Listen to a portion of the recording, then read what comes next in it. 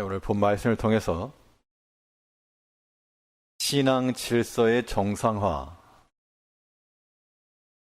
신앙 질서의 정상화라는 제목으로 하나님의 말씀을 증거하겠습니다. 이 자연계를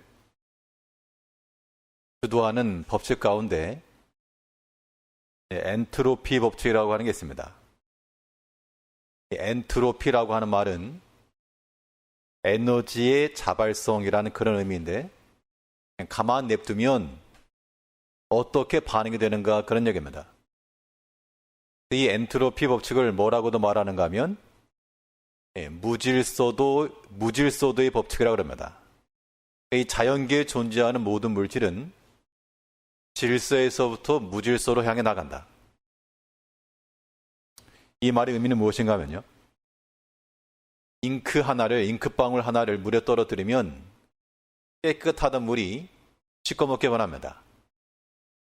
잉크방울 하나에 촘촘히 들어있던 작은 입자들이 멀리 퍼지기 때문인데, 그게 이제 무질서해졌다라고 말하는 겁니다. 그게 이제 자발적인 반응이지, 시꺼매져 있는 물이 어느 한순간 다 뭉쳐가지고 하나의 입자로 모이지 않는다는 겁니다. 그러니까 이 자연계에서는 그러한 질서에서부터 무질서도로 향하여 나간다. 우리 신앙인들은 이 물질 가운데 살지만 또한 영계를 사는 사람들이므로 이 질서에서 무질서로 나가는 것만 아니라, 이 엔트로피만 아니라 무질서에서도 질서를 찾아가야 됩니다. 왜 이것을 뭐라 부를 것인가 하면 반엔트로피, 우리는 그것을 십자가피라고 말하는 겁니다. 그 그리스도의 십자가피에 의한 사람들은 무질서한 삶 가운데서 질서를 잡고 복잡하고 헝클어진 그런 삶의 자리에서 안정되고 고요한 심령으로 복귀가 가능한 겁니다. 우리 그렇게 살아가야죠. 중요한 것은 지금 현재 자기 자신의 삶이 아주 질서 있고 모범적인가, 아니면 참 좀 뒤죽박죽 되어 있고 참 손을 대야만 되는 그런 상황인가, 그것부터 먼저 확인을 하셔야 됩니다. 우리 대부분은 우리의 믿음 안에 살아가지만 다 어지러워진 우리의 방과도 같아가지고 날마다 치우고 날마다 정리하고 그렇게 해야 됩니다. 그러면 이 어지러워진 이 무질서한 우리 삶 가운데서 질서 있는, 질서를 찾아가는 그런 삶으로의 변화를 위해 반드시 지나야 돼. 우리 가운데 필요한 것이 무엇일까? 오늘 본 말씀을 통해서 살펴보도록 하겠습니다. 첫 번째로, 우리 신앙의 질서에 정상화가 이루어지기 위해서는 상한 마음이 필요해요. 상한 마음. 상한 마음이라고 하는 것은 하나님 은혜를 상실한 것에 대한 슬픔입니다. 돈을 못 벌어서 슬픈 슬픔도 아니요, 사람으로부터 멸시받아서 슬픔도 아니요, 하나님의 은혜를 상실한 것에 대한 슬픔이죠. 그게 상한 마음입니다. 근데 평상시에는요, 이런 것을 슬퍼하지 않는 겁니다. 사람이 워낙 바쁘고 할 일 많고 그러기 때문에 하나님의 은혜고 뭐고 싹둑싹둑 잘라 먹는지, 그 하나님의 은혜를 잃어버렸다고 해서 슬퍼하거나 애타는 사람이 많지 않다는 얘기죠. 그런데 가만 생각해 보면 우리의 모든 삶, 특별히 우리 좋아하는 찬양도 있지 않습니까? 모든 게 다 하나님 은혜라.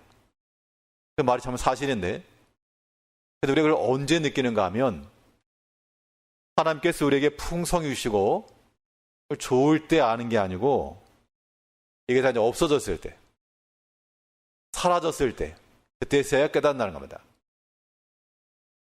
하나님께서 다윗을 왕으로 세우셨을 때 그가 골리앗을 쳐서 이기는 싸움의 맹장이었기 때문에 그를 왕으로 세우신 거 아닙니다.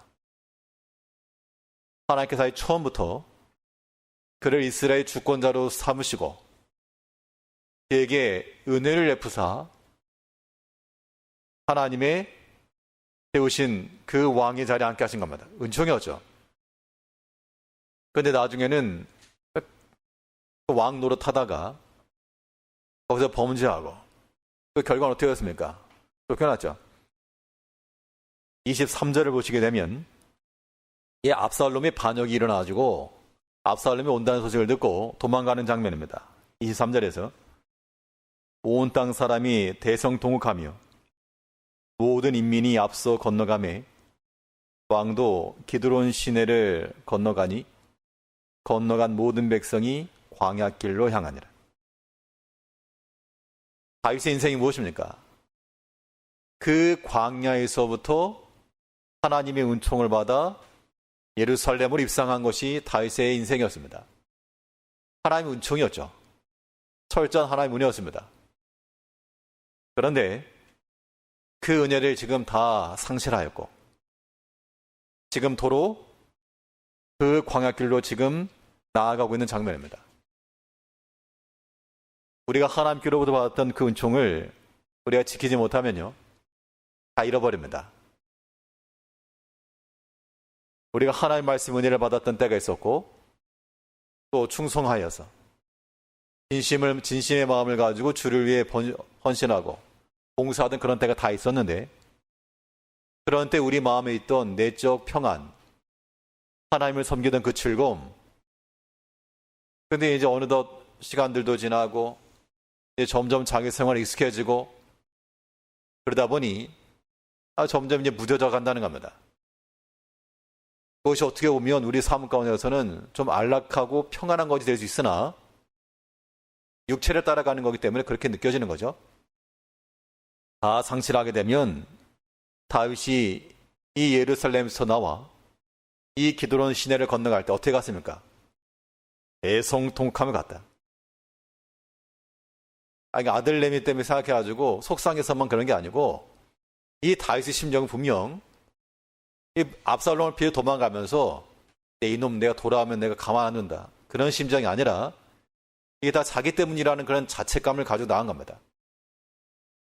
나중에 이 다윗이 비난의 말을 들을 때라도 하나님이 다윗을 욕하라고 한 것이다. 그렇게 말한 걸 보면 지금 이 기드론 시내를 건너서 다시금 광야로 들어가는 그 시점에 이미 왕궁도 잃어버렸고 왕의 처신, 권위 다 땅바닥에 떨어졌지만 내가 왜 이런 자리에 이르게 되었는가?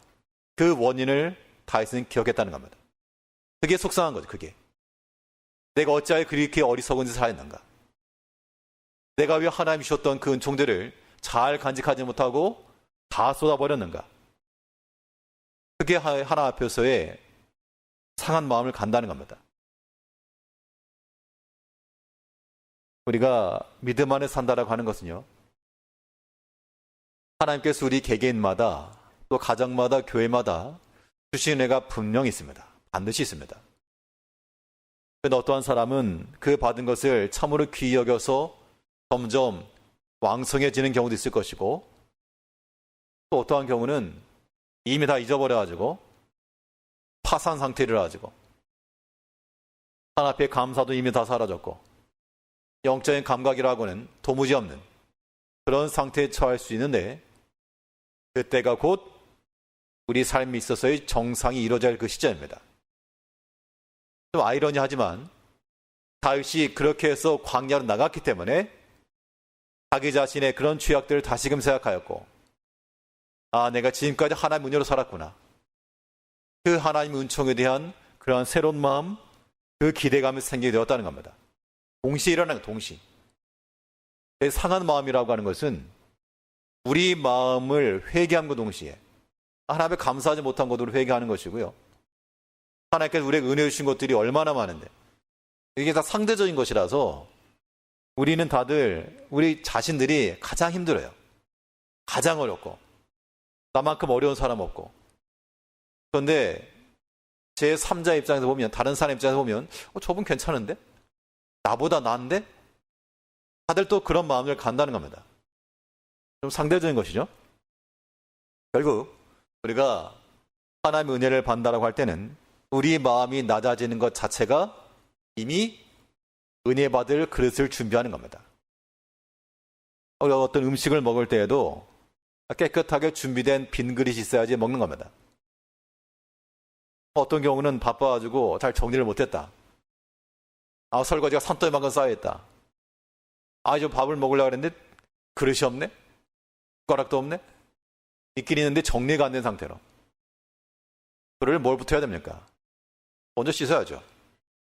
그 깨끗하게 비워내는 것, 우리의 마음속에 있던 모든 죄악들, 담심들, 하나님 없이 바빴던 것들, 또 하나님 없이 즐거워하던 것들, 아침 저녁으로 하나님 말고 내가 또한 생각하고 또 빠져있던 것들, 그런 것들을 다 비워내야지만 그것이 우리의 상실한 마음이요, 상한 마음이요, 또 그 상한 마음에 하나님의 은혜가 채운다는 겁니다. 다윗은 그가 비록 광야로 도망하는 신세가 되었지만 그것이 절망으로 끝나지 않았습니다. 그 상한 마음이 곧 또한 하나님의 은혜를 받을 수 있는 그릇이 됨을 고백을 하고 있는데요. 25절을 보시게 되면 25절에서 왕이 사독에게 이르되 하나님의 궤를 성으로 도로 메어가라. 만일 내가 여호와 앞에서 은혜를 얻으면 도로 나를 인도하사 내게 그 궤와 그 계신 데를 보이시리라. 이 다윗이 이제 왕궁을 나갈 때 백성들 또 제사장들 같이 나갔습니다. 사독이 그 아들들과 더불어서 이 언약궤를 메고 나오니까, 언약궤를 메고 나왔다는 것은 옥새 파동이 옥새, 왕의 정통성, 도망가더라도 내가 왕이다, 그것을 상징하는 겁니다. 근데 이 다윗이 사독에게 뭐라 말하는가 하면, 그렇지, 옥새는 내가 가져가야 된다. 이 언약궤가 있어야지만 압살롬이 예루살렘 들어왔어도 여전히 내가 왕이라 말할 수 있으니까 가져가자. 그렇게 말하지 않았고요. 돌려보냈죠. 근데 돌려보낼 때 이 다윗의 말을 보게 되면, 우리 25절 다시 보시면, 왕이 사독에게 이르되 하나님의 궤를 성으로 도로 메어 가라. 만일 내가 여호와 앞에서 은혜를 얻으면 도로 나를 인도하사 내게 그 궤와 그 계신 데를 보이시리라. 다윗이 범죄하던 그 장면을 생각하게 되면요, 그가 모든 것을 감추고 숨길 수 있다 생각했습니다. 그래서 은밀히 자기 신하들을 불렀고 명령하였고 술을 썼고 조치를 취했습니다. 자기 실력과 자기 힘으로 할 수 있다라고 생각했죠. 그런데 못했습니다. 그런데 이제 예루살렘 성에서부터 도망하면서 그제서 깨달은 겁니다. 지금까지 내가 왕노릇했구나. 이것도 하나님께서 내게 은혜를 주신 것인데 내가 이게 망각하고 있었구나. 내가 비록 왕이라도 나의 명령으로서 이루어지는 것이 아니고 하나님의 은총과 그의 지속적인 은혜가 있어야지만 가능하는구나. 그걸 깨달았기 때문에 그 하나님의 언약궤를 돌려보내면서 만일 내가 여호와 앞에서 은혜를 얻으면 도로 나를 인도하여 들으실 것이라. 지금 도망하는 다윗의 마음은 속이 상한 겁니다. 왕의 자리에 쫓겨나는 건데요, 얼마나 속상합니까? 왕이 아니라 내가 뭐 하나 맡고 있다가 그거 하나만 내려놔도 참 자존심 상하고 속상하고 그런 경우도 많이 있는데, 왕의 체면이 말이 아닌 거죠. 게다가 원수가 쫓아와가지고 대적이 쳐들어왔다 그러면 뭐 변명이라도 하겠는데, 이거 아들내미한테 쫓겨나고 있는 겁니다. 유구무원, 할 말이 없는 거죠. 그 상심한 마음 가운데 있었으나, 그러나 그의 마음은 사람의 마음에 그 부끄러움과 수치스러움으로만 가득 차지 아니하였고, 하나님께서 내게 다시 은혜를 베풀어 주실 것이라. 그리하면 내가 또한 다시 이 하나님의 언약궤를 배우리라. 하나님의 언약궤를 본다는 것은 하나님의 은혜의 회복을 가리키는 겁니다. 다윗은 분명 그의 범죄로 인하여서, 이 다윗의 범죄는 이미 이 앞에서 끝난, 수년 전에 끝난 일이었지만 하나님께서는 그것을 잊지 않으시고 다윗인데 좀 봐줄 만도 하신데 다윗이라고 봐주지 않으시고 그 공의의 하나님께서 그에게 심판하셨습니다. 이게 두려운 거죠. 그런데 다윗은 그의 행하였던 모든 것들을 기억하여 내었고 회개하는 마음을 가진 게 분명합니다. 그 낮고 상심의 마음 가운데 또 하나님께서 은혜를 베풀어 주시면 다시금 채워질 것이라 믿고 나간 거죠. 이제 우리가 우리 신앙의 면면을 돌이켜보면서요, 먼저 하셔야 할 게 무엇인가? 내 자신의 삶이 하나 앞에 질서있지 못하다 그러면 그것을 가지고 우리 마음 아파야 됩니다. 아, 내가 목회자가 되어가지고 내가 이런 수준밖에 되지 아니하는가? 내가 직분자가 되어가지고 내가 이런 하나님의 기대치에 못 미치는 것, 이게 과연 가능한가? 그런 마음이 우리 가운데 먼저 들어야 됩니다. 남이 지적해주면 이건 기분 나쁜 일인데 본인 스스로가 생각하게 되면 그것이 상한 마음이요, 낮은 마음이요, 또한 은혜 받을 그릇이 되는 겁니다. 그래야지만이 우리의 신앙의 질서가 회복된다는 겁니다.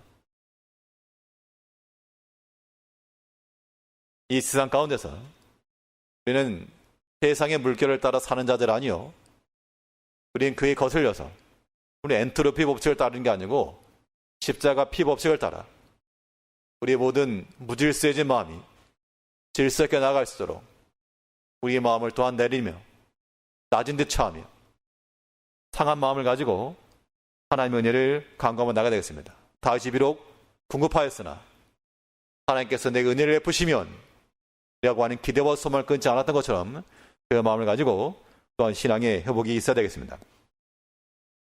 둘째로 신앙 질서에서의 정상을 이루기 위해서 우리에 필요한 것이 무엇인가? 자기 자리를 잘 지키는 겁니다. 원래 질서라고 하는 것이요, 원래 있던 자리에 갖다 놓는 겁니다. 원래 있던 자리, 즉 있어야 될 그 자리에 있는 것만으로도 질서가 채워지는 거죠. 우리가 방 정리를 한다는 건 마찬가지입니다. 방바닥에 있는 책을 책꽂이 올려놓고 또 굴러다니는 옷가지들을 옷장에 채워놓고 있어야 될 자리에 채워놓는 것만 해도 정리가 되는 것이죠. 우리 신앙인들의 삶이라고 하는 우리가 있어야 될 그 자리를 잘 지켜나가는 겁니다. 하나님께서 각자에게 각자의 위치와 자리를 주셨습니다. 그럼 일단 어떻게 되느냐? 그 맡은 사명의 자리들을 잘 지키셔야 됩니다. 자리를 이탈하면 안 되고 그 자리를 지키셔야 돼요.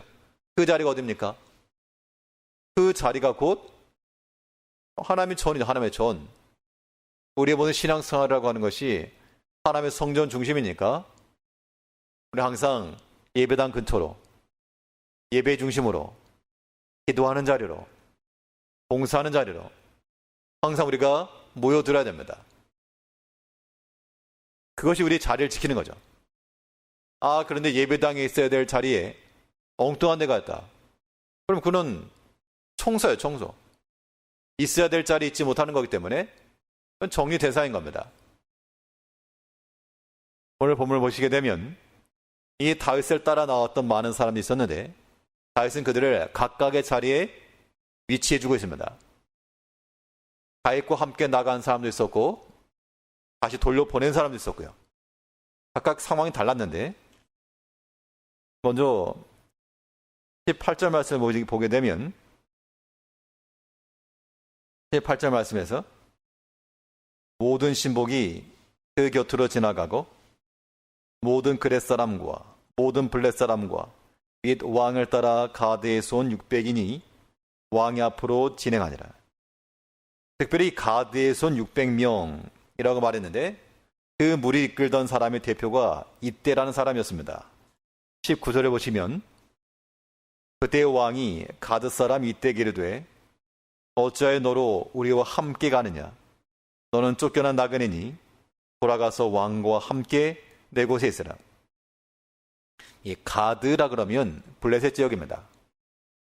가드 사람, 유명한 사람 누군가 하면 다윗과 싸웠던 골리앗이죠.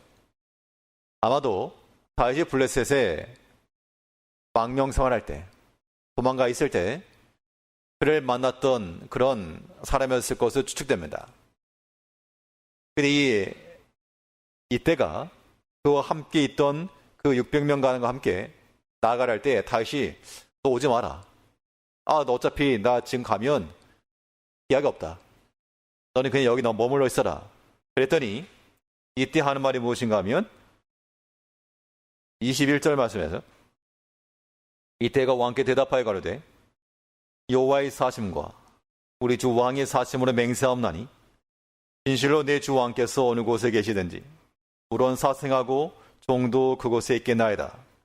다시 이때 이르되 앞서 건너라 하매 가드 사람 이때와 그 종자들과 그와 함께한 아이들이 다 건너가고 이때 이 말을 보면 룻이 말한 것이 생각나죠. 이때는 다윗에게 하는 말이 나는 왕과 함께 가겠습니다. 이때 다윗은 그래 내가 나와 함께 가는 것이 타당하겠다 해서 함께 갔다는 얘기죠. 근데 다윗은 새를 부르기 위해서 자기와 함께 한 것만 아니라 반대로 돌려보낸 사람이었습니다. 좀 전에 보았던 사독은 돌려보냈죠. 24절 말씀에서 사독과 그와 함께한 모든 레위 사람이 하나님이 언약궤를 메어다가 내려놓고 아비아달도 올라와서 모든 백성이 성에서 나오기를 기다리다니 왕이 사독에게 이르되 하나님의 궤를 성으로 도로 메어가라. 만일 내가 여호와 앞에서 은혜를 얻으면 도로 나를 인도하사 내게 그 궤와 그 계신 데를 보이시리라. 사독 그 제사장은 돌려보냈습니다. 왜 보냈는가 하면 다 나가면 이 후일을 도모할 수 없기 때문에 제사장은 그거 남겨놓고 특별히 사독에게 두 아들이 있었는데 그 두 아들이 중요한 역할을 합니다. 다윗과 그 예루살렘 성 사이에 기별자 역할을 하게 되는데 27절을 보게 되면 왕이 또 제사장 사독에게 이르되 내가 선견자가 아니냐 너는 너희의 두 아들 곧 네 아들 아히마아스와 아비아달의 아들 요나단을 데리고 평안의 성으로 돌아가라. 돌아가가지고 이제 그 두 사람을 통해서 기별을 받겠다 그 얘기입니다. 그렇기 때문에 사독과 또한 그의 제사장들은 다윗과 함께 가는 것이 뜻이 아니었고 그 예루살렘 성에 머물러 하나님의 언약궤를 지키는 것이 그의 자리였습니다. 다윗은 그 자리에 가게 한 겁니다. 또 뒤에 다윗의 친구요 또한 전략가였던 후세라는 사람이 나왔는데 이 후세도 다윗이 돌려보냅니다.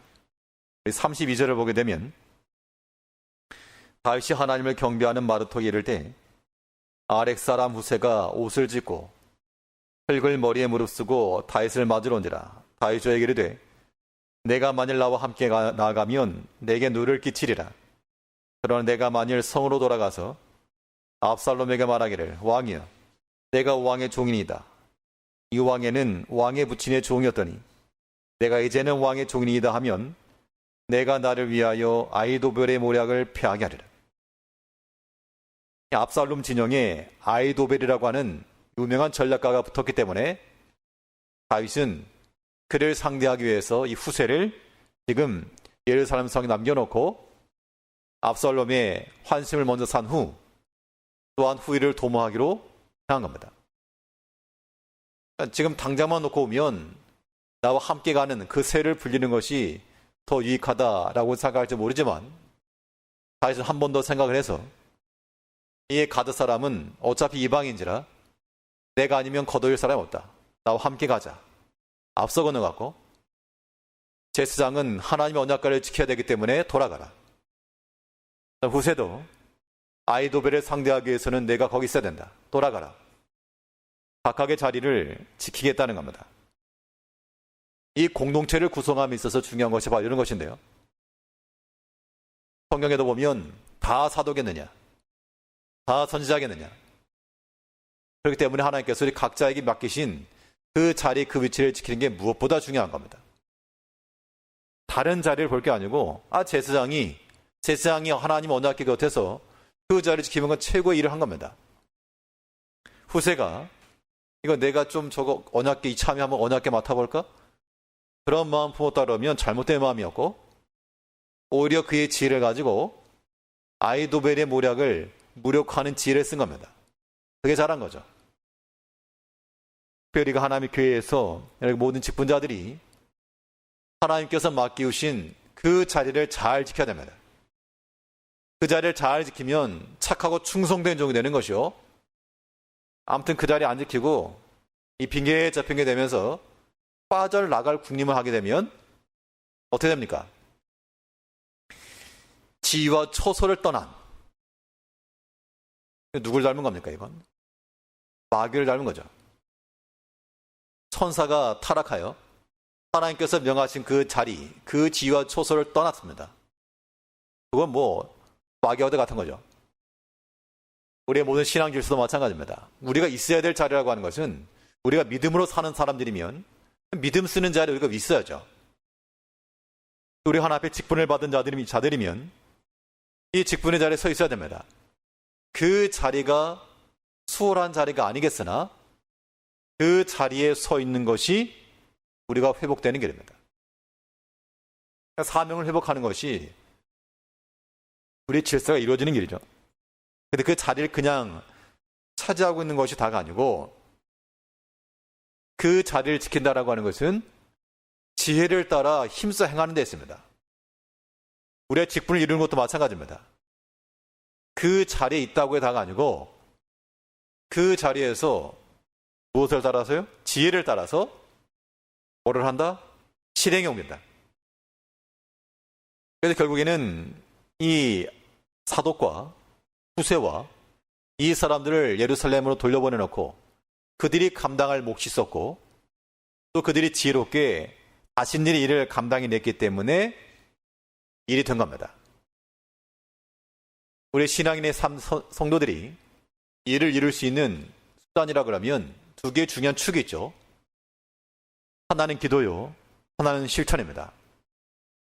그래서 우리가 항상 기도하면서 실행하면서 이 두 가지 중에 어느 하나라도 이거 좀 멈추게 되면 일의 성취라고 하는 것은 불가합니다. 사람의 생각과 사람의 방법으로 일이 될지라도 그것이 하나님의 뜻을 이루기가 어렵죠. 예수님께서도 그의 구원의 일을 이루실 때 하나님께서 맡기신 그 메시아의 자리 그거 버리지 않으셨고 그 잔이 내게서 지나가길 원합니다 라고까지 기도하셨습니다.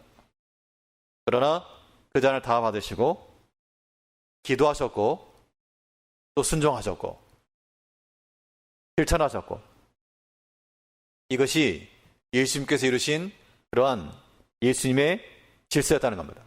예수님의 삶의 질서였죠. 이제 우리가 특별히 우리 믿음으로 사는 사람들이니까요. 또 하나님의 교회에 직분을 받아 사는 사람들이니까 이 직분을 온전히 수행하여 하나님께서 우리에게 맡기신 그 자리에 있으셔야 되고 그 자리에 가만히 있는 것이 아니라 지혜를 써서 어찌하면 일을 더 이루며 하나님의 뜻을 성취하고 그 마음을 가지고 기도하면서 실행에 옮겨 나가야 한다는 겁니다. 그런 일련의 일들이 우리로 하여금 회복을 주는 겁니다. 가만히 있다고 되는 게 아니고요.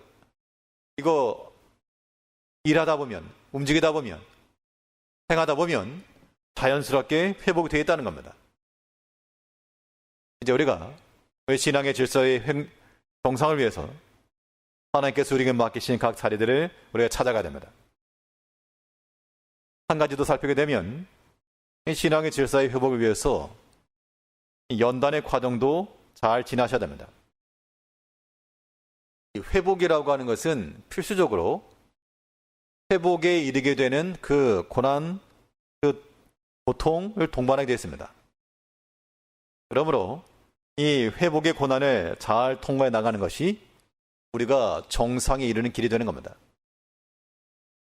오늘 본문 3절을 보게 되면요. 본문 3절에서 다윗이 감람산길로 올라갈 때 머리를 가리우고 맨발로 울며 행하고 저와 함께 가는 백성들도 각각 그 머리를 가리우고 울며 올라가니라. 다윗이 지금 광야로 나가면서 특별히 감람산 언덕 이를 때 울면서 맨발로 나갔습니다. 이건 다분히 상징성을 가지고 있죠. 고난받는 그리스도를 예표하고 있는 겁니다. 그래서 그리스도께서 자기 백성에게 환영받지 못하시고 도리어 쫓겨나는 그런 장면이죠.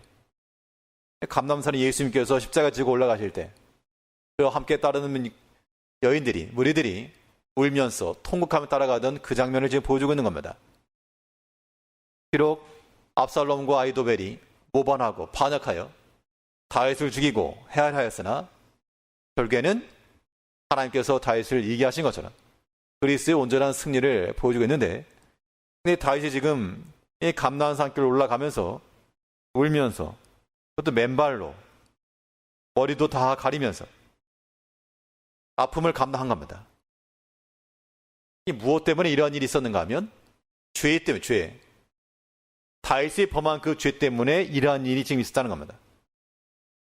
예수님께서도 죄 때문에, 예수님이 지은 죄는 아니었지만 그 죄로 인하여서 이러한 수치와 고통과 아픔의 십자가를 지고 하신 겁니다. 우리가 죄를 범하게 되면 이러한 고통을 당할 수밖에 없다는 겁니다. 그렇기 때문에 우리가 좀 더 지혜로운 백성들은 이런 죄의 자리를 회피하는 것이고요. 또 한편으로는 이러한 고난과 고통이 있을지라도 비록 내가 지은 죄가 아니라 예수님께서도 자신의 죄 때문에 십자가 지은 게 아니었습니다.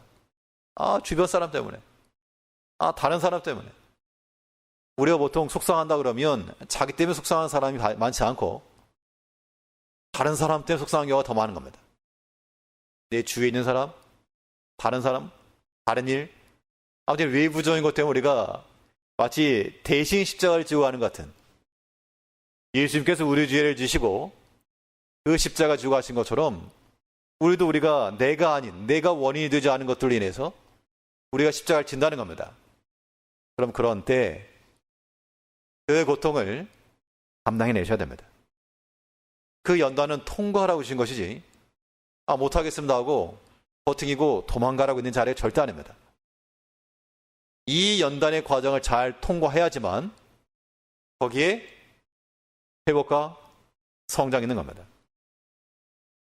예수님께서 십자가를 지신 것도 그 십자가를 지었던 그 근본 내용이 무엇입니까? 십자가 자체가 좋아서가 아니라 그 십자가 너머에 있는 즐거움을 위하여 참으사 그 연단 뒤에 있는 그 회복된 영광을 바라보시고 십자가의 고통을 인내하셨다 그랬습니다. 이제 우리가 우리의 모든 신앙의 삶 가운데 있어 다윗이 범죄했던 것 같은 그러한 모든 죄악들이 우리 삶 가운데서 또 일어날 수가 있고, 그것 때문에 혹은 다른 것 때문에라도 우리에게 고통과 연단의 그 과정이 있을 수가 있으나 우리는 이 모든 것들을 어떻게 하셔야 된다? 잘 통과하셔야 된다. 반드시 인내가 필요합니다.